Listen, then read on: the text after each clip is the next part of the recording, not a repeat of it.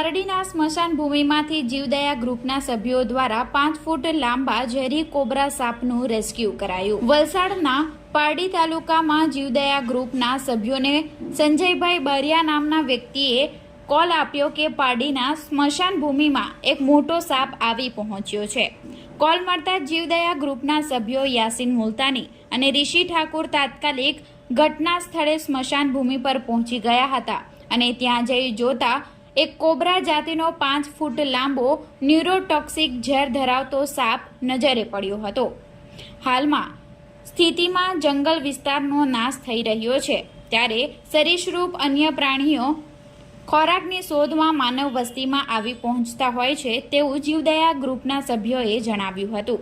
ત્યારબાદ જીવદયા ગ્રુપના સભ્ય યાસીન મુલતાનીએ સાવચેતી અને સફળતાપૂર્વક કોબરા સાપનું રેસ્ક્યુ કરી લીધું હતું અને વન વિભાગને જાણ કરી કોબરા સાપને જંગલ વિસ્તારમાં પાછો મુક્ત કર્યો હતો।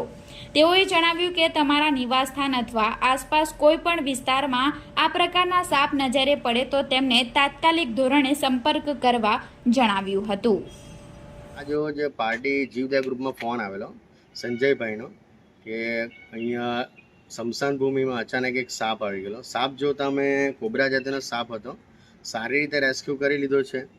હાલમાં એવું છે કે વૃક્ષો કપાવાના લીધે જ્યાં ત્યાં વૃક્ષો કપાય છે એના લીધે સરીસૃપને રહેવા માટે જગા નથી, એટલા માટે સીધું ઘર્ષણ એમનું માનવ સાથે થાય છે।